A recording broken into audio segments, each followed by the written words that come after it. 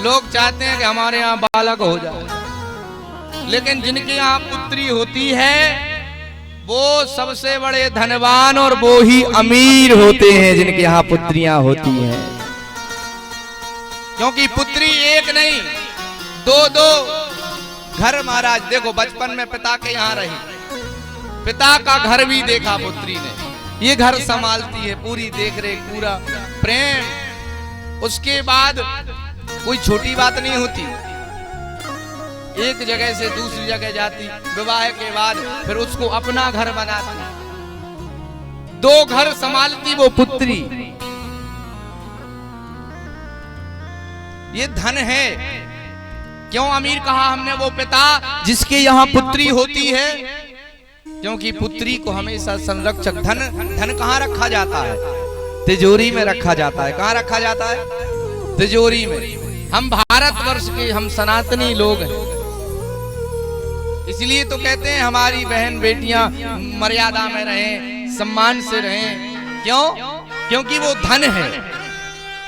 लेकिन अब थोड़ा पढ़ाई लिखाई के चलते लोग थोड़ा आज एक्टिव हो गए हैं, आज थोड़ा संस्कार से हटकर आज माहौल ऐसा, महाराज वस्त्र भी मनमाने।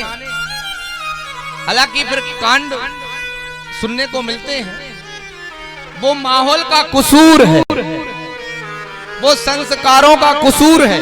आपने अपने बच्चों को मोबाइल तो दिए, कार तो दी, लेकिन संस्कार नहीं दिए। ये उसका जरूरी नहीं आप मॉडर्न हो गए तो संस्कार आपके पास नहीं होने चाहिए। आप बहुत मॉडर्न हो जाओ, खूब इंग्लिश बोलो, पंजाबी बोलो, और भी विदेशी कोई भाषा हो, फ्रांसी की बोलो, फारसी बोलो, लेकिन कम से कम अपनी मातृभाषा को तो मत छोड़ो, अपने संस्कारों को तो मत छोड़ो। क्यों धन कहा पुत्री को? क्योंकि वो लक्ष्मी है। पुत्री जब पिता के यहाँ से विदा होती है तो पिता अपना दिल निकाल के, मानो आज ऐसे रोता है जैसे उसने अपना कलेजा निकाल दिया हो। उस पिता के हृदय से पूछना कभी, जो अपनी पुत्री के विवाह में अपनी जीवन भर की संपत्ति दौलत पूरी लगा देता है, अपनी पुत्री देता है, और साथ में अपने सम्मान, मान, प्रतिष्ठा, शान को रखने के लिए खूब सुंदर और भी दहेज आदि दिया जाता है। लेकिन एक ही प्रार्थना रहती है हमारी हर जगह कि कभी भी कोई अपने घर में बहू को लेकर जब आए तो ये ना सोचना कि हम बहुत कुछ दहेज मांग लें, क्योंकि मांगना नहीं चाहिए। पिता अपनी क्षमता के अनुसार जो दे दे वो ले लेना, बस केवल एक बहू अपने यहाँ संस्कारवान लाकर देख लेना।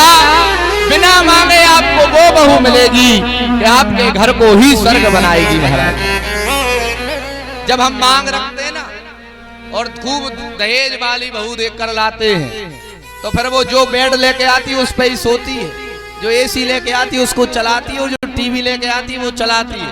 और पर सास पूछती है आपको किचन में क्या आता है, वो फिर कहती है हमें चक्कर आता है।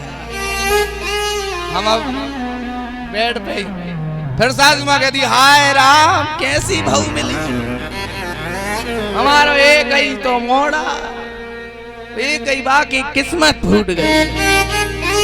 अरे तुम एसी के पीछे मर रहे थे, अब एसी को चाटो, अब चाटो बा पलंग को। इसलिए ये ना आज लोग क्रय विक्रय कर रहे हैं, कोई थोड़ी पद प्रतिष्ठा बाजा, हमारा लड़का तो ये है महाराज।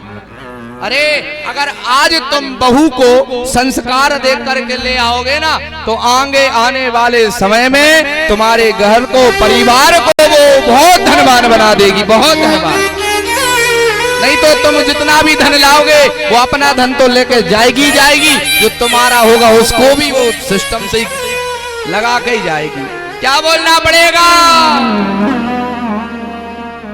आज बेटी जो संस्कारी, उनका विवाह इसलिए नहीं हो पाता कि उनके पिता के पास वो धन नहीं, वो ऐसे घर में चली जाती जहां उनको बड़ा संघर्ष करना पड़ता है। क्यों? क्योंकि वो अपने घर में संस्कार बान बहू लाना और फिर अपने यहाँ भी बेटी। हमको भी अगर कोई ऐसा लालची परिवार मिले जो धन को चाहता है तो ऐसी जगह संबंध क्या चलेंगे महाराज।